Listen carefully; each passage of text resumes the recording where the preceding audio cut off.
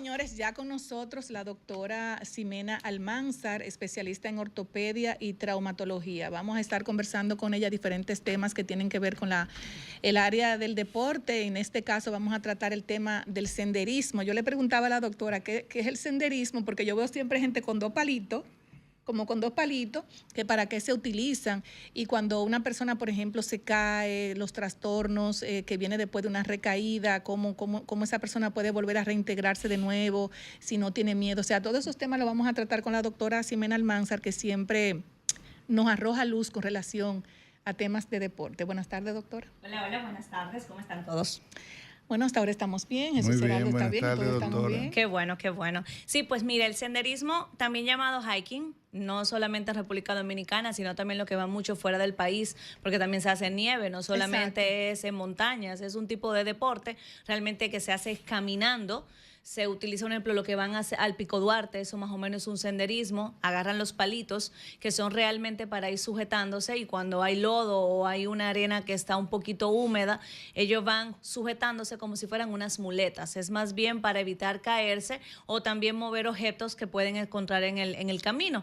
También lo hacen pasando ríos, muchos pasan ríos cuando están haciendo el senderismo porque son 10 kilómetros, 20 kilómetros, y es como cuando van al Pico Duarte que muchas veces se tienen que quedar por ese lugar. Entonces es un deporte que realmente lo ven muy fácil, pero no lo es. Yo le decía los otros días a un paciente que fue por mucho dolor en las piernas, y el senderismo, yo lo comparo mucho con los corredores. A ellos no les gusta trabajar fortalecimiento. Entonces es un grupo, pueden ser de 10, pueden ser 15, pueden ser 20, dependiendo la cantidad, pero ejemplo, si Grisel va al frente, que fortalece, hace de todo con su cuerpo para mantenerlo bien a la hora de irse a hacer esa ruta.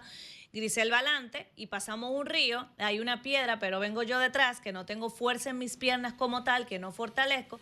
Grisel me va a ayudar a pasar esos charcos o esas situaciones que vienen en el camino o esos obstáculos, a diferencia de que si yo voy adelante y yo no fortalezco, yo no voy a poder ayudar a ningún compañero porque no tengo la fuerza ni siquiera para sujetar a un compañero. Entonces, por eso se dice que se supone que es lo mismo que tú corras. Tienes que fortalecer. Siempre debe de haber un balance entre el ejercicio que tú haces, el deporte, y el fortalecimiento que tú haces de tus articulaciones. Doctora, pero muchas personas a veces toman, por ejemplo, una moda. Mira, yo quiero hacer senderismo, vamos a comprarnos cada uno 2 palitos.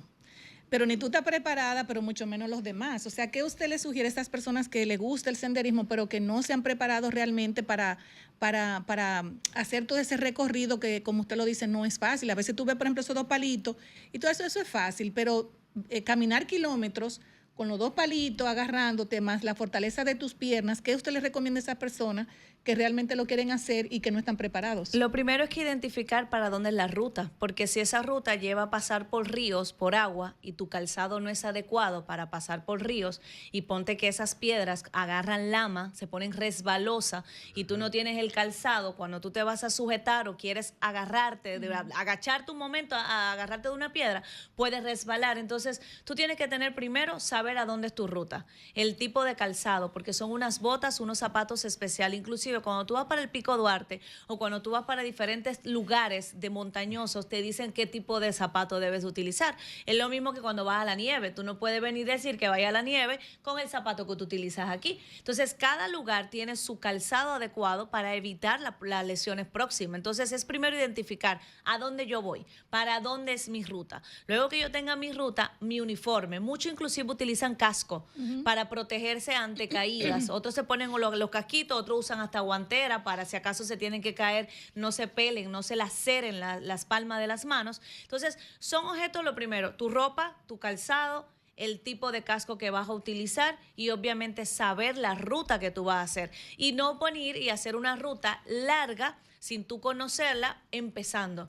Y trata de ir con expertos, porque hay personas capacitadas para eso y personas que inclusive te entrenan para hacer senderismo. Y la alimentación, porque si yo voy a hacer senderismo, no vamos a hacer una fogata y nos vamos a dar unas alturas de arroz de habichuela, por ejemplo. No, imposible. ¿Cuál es la alimentación se supone que ahí esas personas tienen que tener claro que usted no puede comer pesado y que usted va a estar entre montañas y que usted tiene que cuidar, porque todo lo que comemos, claro está, va a haber un momento que tenemos que sacarlo del cuerpo, que ahí vienen las evacuaciones. Entonces, puede darte un diarrea, te puedes dar cualquier tipo de síntomas a nivel estomacal y siempre se le dice que son alimentos que traten de evitar que contengan, un ejemplo, lácteos por lo menos, porque ayudan mucho a provocar nuevamente que usted vaya al baño. También se le pide No, que mucha usted vaya al baño, hidratación. no, usted vaya al monte, doctora. Bueno, al monte, realmente. Es lo Al mismo monte. que también la parte de que tienen que estar muy pendientes de su hidratación, y siempre lo digo, recordemos que lamentablemente en nuestro país no somos como los europeos que se mantienen hidratando con minerales, con agua que contiene minerales. Lamentablemente nuestras aguas son nulas y muchas veces tú bebes agua y sientes que no estás hidratado. Entonces, lo que es la hidratación y la alimentación, primero la hidratación y luego la alimentación cuando vamos a estos lugares. ¿Y cuáles son esas lesiones que más comunes que sufre un senderista? Esguince de tobillo, los esguince de rodilla, lo que son traumatismos en los tobillos y las rodillas son los más que sufren. Y claro está, si hay un sobrepeso, porque también lo hacen muchos pacientes que están en sobrepeso, porque entienden que es solamente caminar y caminar, lleva un momento que esa articulación ya está en fatiga, porque no está acostumbrada a caminar tantos kilómetros. Entonces también sufren de la columna lumbar. Esas personas en sobrepeso terminan sufriendo de columna lumbar. Por eso es que se le dice, cuando usted vaya a empezar y no está acostumbrado a hacer un tipo de deporte o actividad física, empiece por lo más pequeño. Es como cuando tú vas a empezar a correr. Tú primero caminas, después haces un doble paso, después trota y terminas corriendo. No es que tú llegaste a la pista y saliste corriendo de una vez, porque automáticamente, ejemplo, mi compañero aquí viene y dice, no, yo llevo años corriendo, pero él empieza caminando, y yo, pero llevo años corriendo, ¿y por qué camina? Porque él es astuto. Él dice, yo no voy a hacer un gasto energético mayor si todavía vamos por el primer kilómetro y no quedan 10. Entonces, lo mismo pasa con el que hace senderismo, que va caminando, va gastando energía, pero tiene que tener una coordinación entre su respiración, entre su hidratación y en el trayecto de cómo va gastando su energía. Y cuando yo voy a hacer senderismo, doctora, vamos a suponer, salimos Jesús, José Alfredo, yo, Romer y demás. Entonces, a uno de nosotros tenemos un esguince. En el botiquín, ¿cuáles son esas precauciones? O sea, esas son las precauciones. Ahora bien, sufrí un esguince, ¿cómo puedo yo en una montaña, en una loma, lo que sea, cómo yo puedo arreglarme eso? O sea, ¿qué yo puedo hacer? Casi siempre se le dice, no se quita el zapato en automático, apriéteselo un poquito más para que sirva como de férula.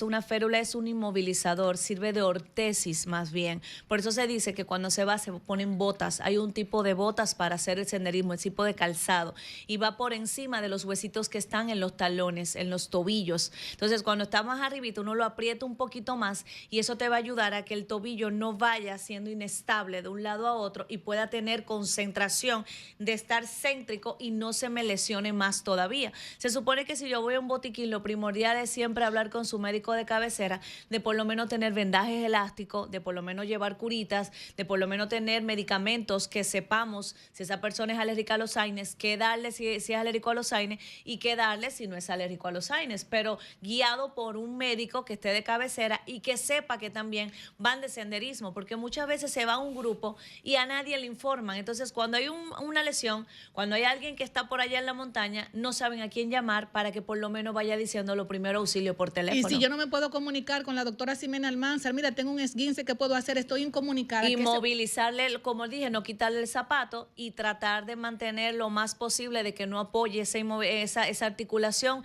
que cuando llegue al lugar que estén de descanso, trate de tener esa articulación tranquila, no moverla y mantenerla hidratando todo el tiempo. No pueden dejar de deshidratarlo. E inmediatamente acudir a un centro más cercano. Al centro más cercano. Es correcto. Es como los campamentos ahora mismo. Los campamentos ahora mismo están en los campos, que están yéndose para Constanza, Jarabacoa. Eso es lo más que están llamando ahora mismo son los esguinces. Esguince por todos lados. De moda. ¿Y qué es lo que es esguince? Esguince es cuando hay un estiramiento o una elongación de los ligamentos que están en esa articulación. Muchos son más probables son en los tobillos, pero también lo sufre la rodilla, también lo sufre el hombro, también lo sufre el codo, la muñeca. Y es que se estiran, tratan de volver a su normalidad. Muchas veces algunas fibras de ese ligamento o de esos ligamentos se desgarran. Entonces viene siendo un grado 1, grado 2, grado 3, dependiendo el tipo de lesión que sufrieron esos ligamentos. Y no tiene, cuando la persona sufre esguince, porque es muy doloroso, la persona no tiene temor de volver. ¿Cómo ustedes tratan al paciente para volver de nuevo a reincorporarse a hacer sedentarismo? Ahí va a ver el tipo de esguince que tiene, porque si un esguince grado 1 casi siempre se recuperan al 100%, pero yo siempre le he dicho, yo prefiero 1000 veces una fractura que un esguince, porque las lesiones de partes blandas se recuperan mucho más lenta y son más prolongadas que uno de una fractura. Una fractura, yo digo, no, de 4 a 6 semanas se va a consolidar, se va a pegar, se va a soldar, pero en una parte blanda yo puedo decir, doctora, yo estoy nítido, yo estoy caminando, pero de momento se fue un concierto en la noche, que el tobillo en la mañana inflamado, en la tarde se desinflama, pero otra vez volvió y se puso a caminar, fue a la tienda un ratito y ya el tobillo empezó a molestar. Entonces, los esguinces son un poquito raros de tratar, raro en el sentido de que el paciente quiere respuesta rápida, no la encuentra, se desespera, hace terapia por aquí, apoya por aquí, hace por aquí y a la larga dice, ya han pasado 2 años y me sigue doliendo.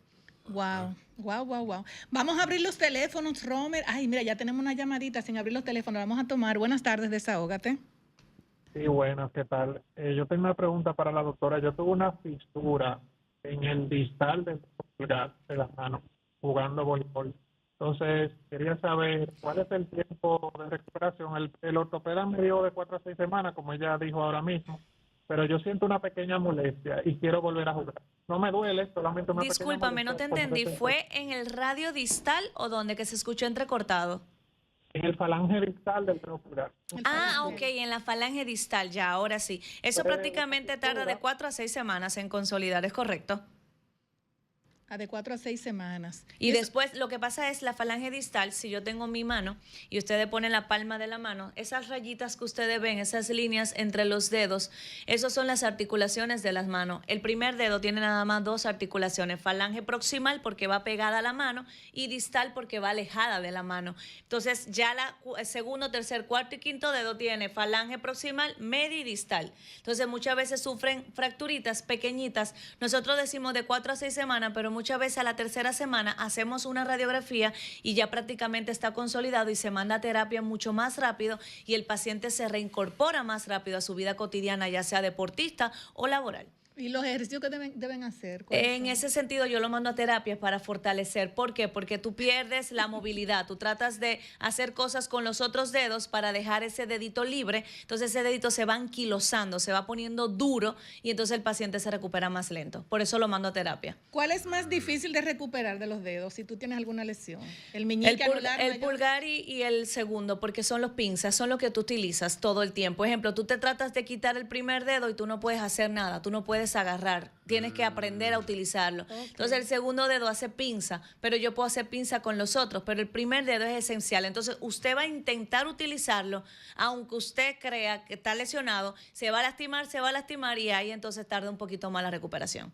Jesús Gerardo se estaba mirando las manos. Yo estoy contando cada una de las divisiones de los dedos. Igual son en los pies. El primer dedo nada más tiene 2 y cada uno de los demás tienen 3 falanges. Pero en los pies se llaman ortejos. Doctora, cuando uno se da en cualquier lugar, una esquina, con el dedito, el meñique. El meñique, el quinto dedo. ¿Por qué eso duele tanto y por qué dura tanto en sanar? Es un dedito que es móvil, inclusive muchos modelos se lo están sacando, quitando. ¿Cómo así, doctora? Sí, para que el calzado le pueda servir mucho mejor. Es más bien por estética. Si ustedes ven o observan, muchos viejitos tienen los deditos uno encima de otro y no le pasa nada. Así, mi abuela lo tenía así. Y hacen su vida normal. El dedo o el ortejo, mejor dicho, más importante del pie es el primer dedo, que es el que causa la estabilidad y el que da el arranque a la hora de la marcha. El dedo gordo. El dedo gordo, el primer dedo, que se llama alus. Yo hace varios años leí una publicación científica que ese dedito iba a mutar dentro de los seres humanos, iba a desaparecer. A mí me encontró eso, pero no era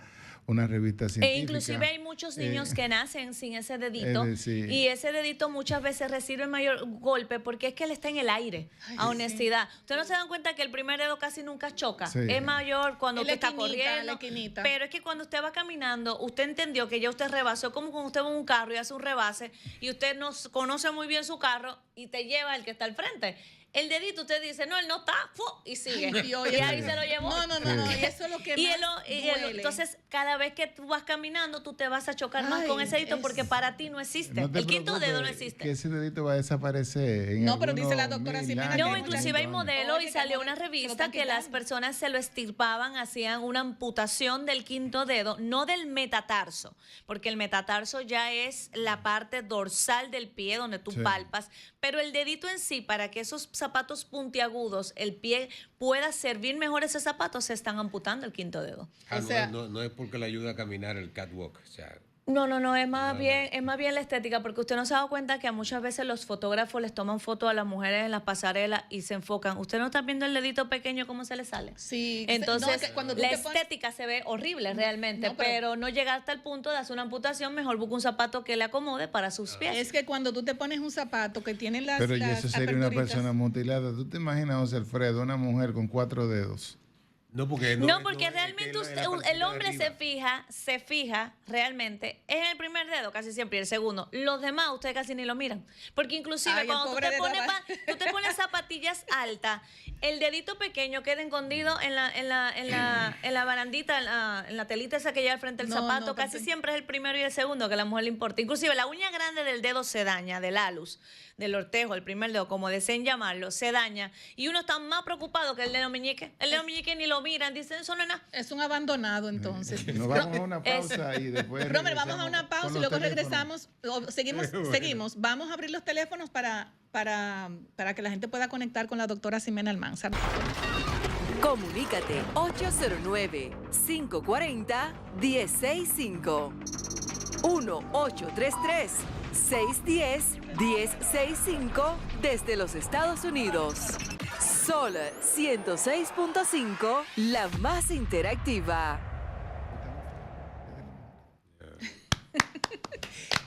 La pregunta, que algo tú dices.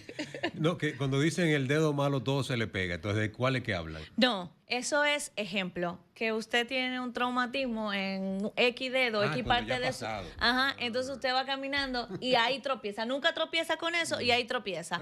A usted le duele ese brazo y tú el que viene a saludarlo dice, ¡hey, cómo tú estás! Y tú dices, todo el dedo malo se le pega, pero es porque te tocan donde Ay, que realmente ya- hay un dolor. ya hay una Eso era fractura. como cuando yo tenía mi hombro izquierdo malo, que todo el mundo me tocaba ahí. Decía, ¡Fulano! pero ¿y por qué me tocan el izquierdo y no el derecho? Pero pasa nada más en ese momento, después que te sanas, tú dices, pero ahora nadie viene y me toca el hombro, entonces ahora me tocan la mano. Entonces la mano te duele y tú dices, pero ¿y por qué es que todo se le pega el dedo malo? Doctora, me gustaría preguntarle algo. Cuando una persona le pica el mosquito de la chikungunya O el del dengue, o el del dengue, que queda con o el esas... Zika. Exacto, Sí, que son queda primo con hermano, esas, tres cosas. Sí, que son quedan primo con hermano. esas articulaciones afectadas. Incluso yo conocí una persona que sufrió mucho y las articulaciones como que o sea, todo se desfiguró totalmente, los huesos y las cuestiones. ¿Ustedes, por ejemplo, los ortopedas, trabajan con eso o cuáles son las recomendaciones? Porque se me ocurrió preguntarle porque eso tiene que ver con los huesos. Lo que pasa es que tanto el reumatólogo como el ortopeda, el fisioterapeuta, el fisiatra, que son cosas diferentes, trabajamos de la mano. Ejemplo, cuando un paciente te dice que le dio chikungunya, que ya fue tratado por su infectólogo, en su defecto su internista y demás colegas que van de la mano, porque es algo multidisciplinario, y te dice, yo quedé con secuela, tenemos que realmente identificar que fueron secuelas de la chikungunya o del dengue o del Zika, o realmente estamos en un proceso de gotoso, artritis reumatoidea, porque entonces puede confundir la cosa y yo estar tratando a ese paciente todo el tiempo de que tiene efecto de la chikungunya y realmente puede ser hasta por el colesterol alto. Puede ser inclusive que tenga hasta mareo y te digan, no, porque eso es porque los dolores que no aguanto, pero es que tiene un colesterol alto y está provocando dolores en las articulaciones. También ver qué medicamento está consumiendo ese paciente, porque hay muchos medicamentos que dan dolores en las articulaciones. Entonces hay que investigar a fondo realmente si es la chikungunya. Si identificamos, sí, es la chikungunya que dejó secuelas. Entonces está de la mano con el reumatólogo y conmigo como ortopeda, tratar esos dolores articulares. ¿Y cómo lo tratamos? La parte mía va a ser hacer mejorar dolor, igual que el reumatólogo, pero poniendo en movimiento esas articulaciones, porque mientras más le decimos a ese paciente, haga reposo, no haga esto, no haga lo otro, esas articulaciones se van a ir desgastando, se van a ir lesionando, entonces ya no va a ser la chikungunya que lo va a estar atacando, sino la artrosis, el desgaste que está provocando esa articulación.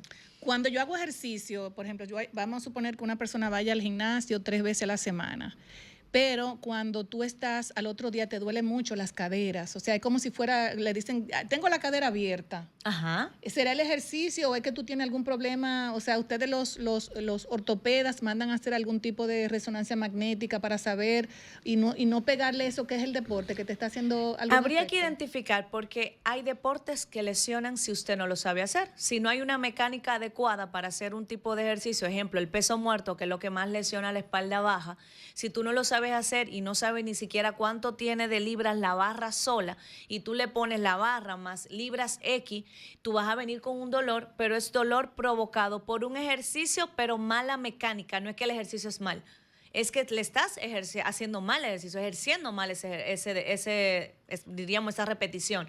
Entonces, está la parte de que el paciente dice, nada más me dolió en un solo momento, corrigió la técnica, ya no me duele. Perfecto, no pasa nada. Pero ya cuando tenemos 3 días o ya 5 días con un dolor, es recomendable ir al ortopeda para nosotros identificar si es que se provocó una lesión mayor. Entonces, ahí hacemos estudio de radiografía para ver la parte ósea y resonancia magnética ya para ver las partes blandas. Doctora, ¿y esas personas que se sientan y que cuando se levantan después de estar sentados 5, 10, 15 minutos le duele la cadera en los laterales, izquierdo, derecho? ¿Qué cosa? ¿Eso es parte de la naturaleza después que van entrando en edad o simplemente es una situación degenerativa o es una situación de que requieren fortalecer algún tipo de ejercicio? Es más bien fortalecer. Lo que pasa es que cuando tú no fortaleces y ya tú te sientas y estás dialogando con varias personas y ya te acostumbras a una posición, ese músculo no está fortalecido. Cuando tienes que hacer la fuerza para poder pararte, y siempre lo digo, ¿qué mueve al hueso? Es el músculo. Y eso, si tú no lo tienes fortalecido, con los años tú te darás cuenta que para bajarte hasta del carro te va a dar dificultad. Y ahora más con estos tapones, que duramos más tiempo, cuando llegas a tu destino final, te levantas como escorvado hasta que puedes ponerte en bipedestación, que sería ya erguido. Entonces, muchas veces por debilidad muscular más que por desgaste, porque muchos pacientes pueden tener desgaste, pero si hacen actividad física ni sienten ese desgaste. Hay personas que van y te dicen, doctora, yo vine por un dolor en el codo, pero resulta ser que yo mandé a hacer radiografía del hombro. Yo digo, pero el hombro tiene un desgaste bastante fuerte, tiene una artrosis avanzada. Doctora, pero a mí no me duele el hombro. Es que realicé un ejercicio mal y me duele el codo. Entonces yo digo, viste, la artrosis no necesariamente tiene que provocar dolor. Mientras tú estés ejercitándote, no se supone que te duela. Tenemos una llamadita, doctora. Buenas tardes. 809-540-1065 para que le hagan sus preguntas a la doctora Ximena Almanzar.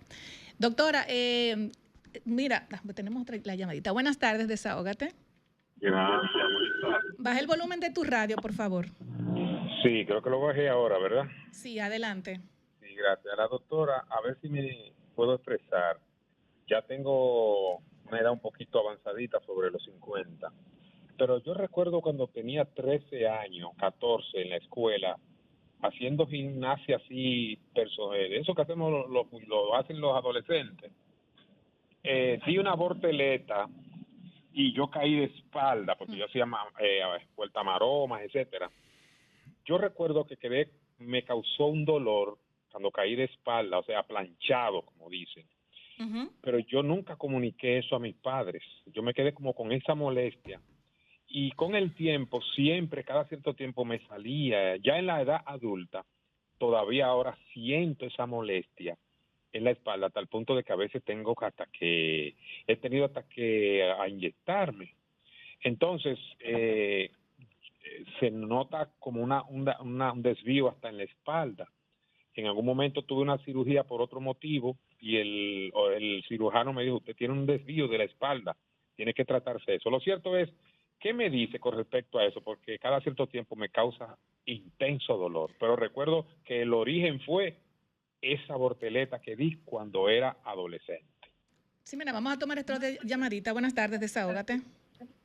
Buenas tardes, Ximena. Ximena Almanzar, doctora. Mire, yo tuve un esguince y ahora mismo el pie no me duele. eso fue en enero. El pie no me duele ni nada. Solamente si yo piso en la punta de los dedos, que el pie más o menos se me dobla. Ahí sí me molesta, pero no me duele. Pero tengo algo que me está preocupando, que el tobillo se me ha quedado un poco aterrado. Y la otra es, mi hijo menor, tiene 22 años ya. Y yo le he notado, él es flaquito, él hace gimnasio y todas sus cosas. Y yo le he notado que tiene la parte de la espalda, como en el omóplato, él tiene uno que le sobresale un poco más que el otro. Lo escucho por radio. Ok, con la primera llamada respondo. Lo primero sería que pases por un ortopeda para hacer las evaluaciones pertinentes y hacer los estudios que corresponden para identificar qué está pasando, porque hay lesiones que salen en cierta edad, pero vienen producidas de la juventud.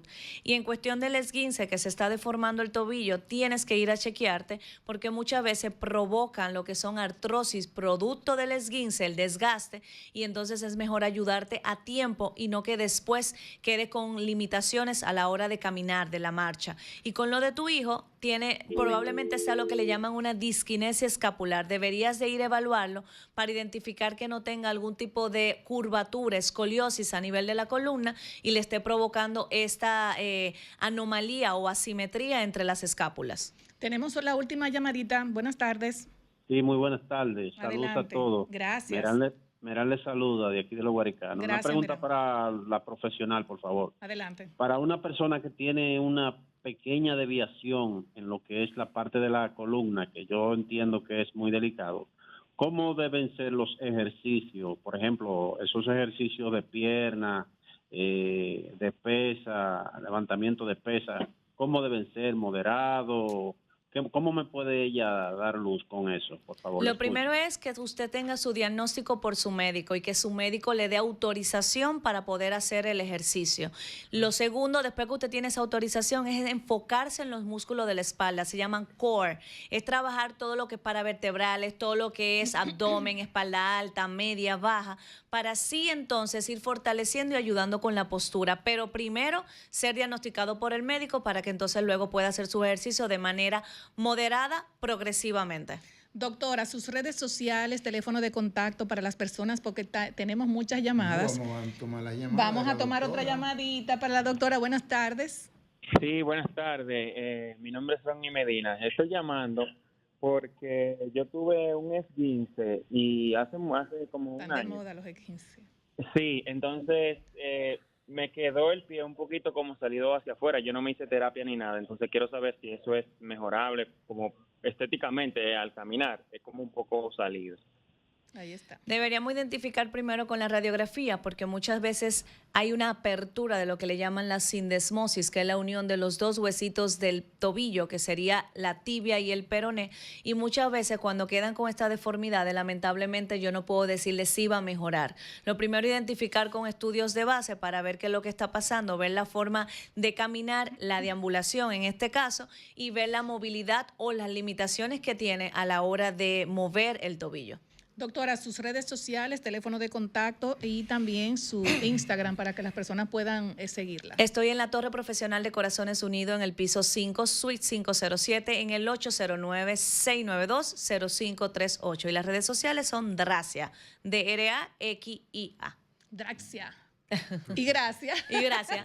Gracias por la invitación. De verdad que muchísimas gracias, doctora, porque siempre que le decimos a la doctora, mire, la necesitamos para hablar voy a estar ahí, aunque ella tenga compromiso, ella siempre dice que sí, no hay forma que no diga que no. Muchísimas gracias, doctora. A la orden siempre. De verdad muy complacida con su presencia aquí en el programa. Gracias. Toque de queda de los sábados, Desahógate RD. Muchísimas gracias, doctora. Gracias. Adelante, Romano. Estás escuchando Desahógate RD por Sol 106.5.